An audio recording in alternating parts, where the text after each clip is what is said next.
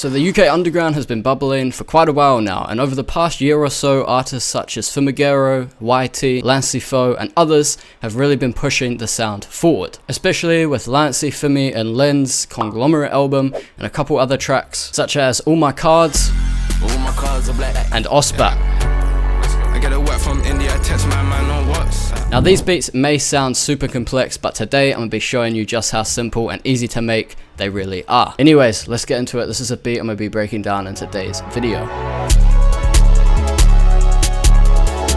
In my opinion, that's something Fimi especially would jump on, more jerk influence type shit. But if we look at the project, the melodic idea in the pattern itself is actually super simple. Like if I mute all these notes, the main idea is literally just going down and up again.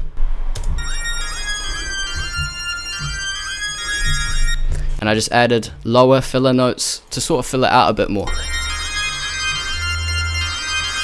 Now the sound for this is probably from some random analog lab bank that I have. The preset is Heinous Activities. Now there's a misconception that you need like Serum and all them synthy sounds to make these type of beats. Just not true, bro. As you can see, I don't use Serum once in this. I use a one shot, and 2 analog lab instances. So it's all well and good to have this one layer, but a lot of people struggle with how to build on top of that. And in this beat, I didn't even build on it. I literally copy and pasted the exact same pattern to another preset in analog lab again, and this one's called Boxer, and it sounds like this by itself. Sound selection is very important in this beat. So as we can see here, if I pull up an EQ, it's taking up this sort of mid to high mid range, whereas this first sound, it's taking up a lot of that higher end range. And if we look at them together, so as you can see, it's pretty much full apart from the bass, which is what we want. Now with the bass, it's easy once again. You know, I just took the C note. And how did I find the F? Well, I saw the F was being used quite a lot here, and here it's one of the most common notes. So I just put in the F and then the G sharp and the A sharp, G sharp, A sharp. Just took it from the melody, and that's all you got to do with these basses. So with the bass in, here's what we got.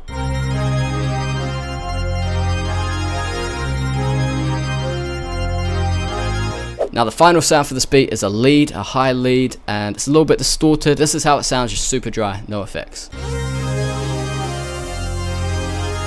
Now I want to take a second to talk about rhythm here. It's going da da da da. I'm not very good at singing, but you get the picture, and it really bounces off that quarter note rhythm that we had earlier. It kind of contrasts with it. If you have headphones on, you'll be able to tell that it fits in a lot nicer, and that's because I use stereo imaging to give it its own spot within the loop. So if we look here, it's also taking up the high end, but we don't want it to be competing with the other sound that we used earlier. So instead, we push it out wide, and then it's competing a lot less than simple, you know, vintage verb and an EQ. And that's it for the melody. I then went ahead and bounced it out, and this is how the final bounced out melody sounds. I ended up pitching it up 1 semitone to C sharp minor, and now this sound here, I thought it did end up clashing with the lead a little bit, even though I had widened the lead. So all I did to fix that was simply pitch it down. If I play the final melody, this is how it sounded.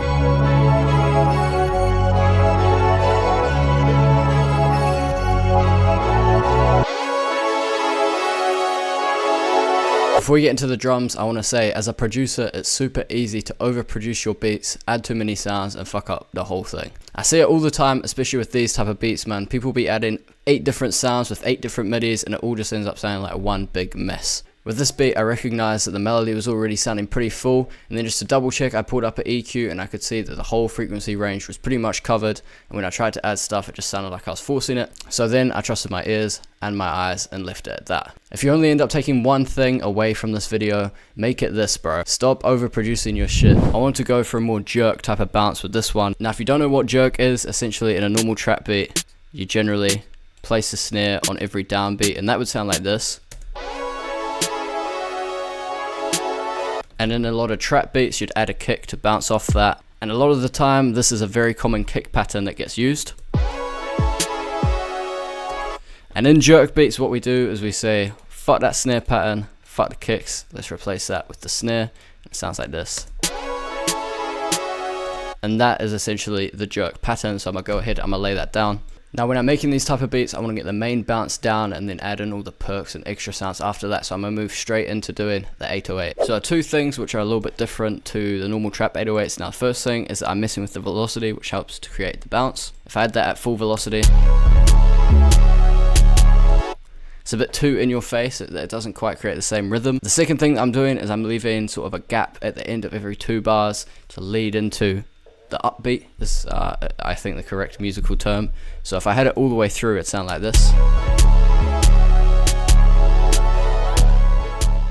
By leaving that gap, it sort of gives the ear a little bit of a rest from having that heavy aggressive bass in your face all the time. It also leaves room for that snare to add that bounce. Now the final main element of the drums is the hi-hat. Now there's nothing special about this hi-hat, it's just at quite a low volume and it's just 2-step the whole way through. It didn't even change the velocity. So this is how the main 3 drum elements sound.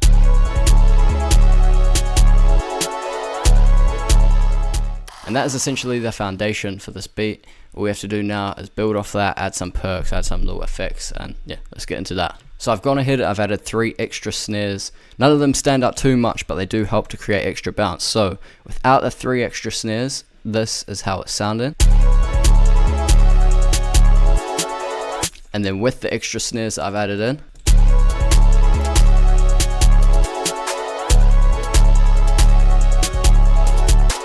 you can hear it sort of ups the tempo a little bit, just filling in some of them gaps that were left. Now I've also got this very common Vox, which is used in a lot of these beats, just added that in very, very sparsely, only plays twice within 8 bars. And then I guess the final element of the drums to talk about, probably the most ear-catching element, the part everyone wants to see, is the CTM, the high 808. So yeah man, it's simply just a CTM 808. You can get this from pretty much any kit, super high, super distorted, and all I've done is I've messed with the velocity a little bit, and then I've panned it quite heavily to each ear, so that sounds like this. In terms of effects, there's nothing on it. All of these drums, I mean, there's some subtle EQs, maybe some reverb, but honestly nothing crazy. And this is basically the whole drum pattern. Now another thing that's different in this genre to normal trap is that a lot of the times, you know, you just copy and paste, maybe remove some elements, but with these type of beats, me personally, I like to put a lot more thought into the arrangement, and often these beats sort of build up. So here we only have 2 elements, it builds up, and then in the hook we introduce a whole new element. We have this little effects as well. Now often in these beats, producers add in a sound which is pretty out there and pretty unique to that specific beat. And for me, I found this effect shake. Now it'd be pretty hard to incorporate this into a standard, you know, Lil Baby or trap beat, but here I think it works perfectly. And then this pattern, as much as it is cool and there's a lot going on, it can get pretty repetitive and the ear can get kind of tired of hearing it. So we've got a little switch up here where it switches into the Jersey bounce. I'm not going to spend too much time going over this. It's pretty simple. I just added in some kicks with the Jersey Club sort of bounce, which has been going super viral recently. The main bass also cuts out in this section, which in these beats I think it's important to give the ear a break from listening to that super heavy, distorted, in your face bass. But yeah man, that's basically the whole beat. If you have any questions, put them down in the comments below. I'll be answering every single comment. Go follow my Instagram, I'm always sharing source on there. I'm going to be sharing some placement opportunities, you can get my loops, all of that. Subscribe to the channel as well if you did enjoy the video, if you got some tips from it. And I'm going to leave you lot with the final beat with Lancey Foux vocals on top of it, so you can hear how a rapper would sound with it. So I appreciate you lot for tapping in. I'll catch you lot on the next one. Peace.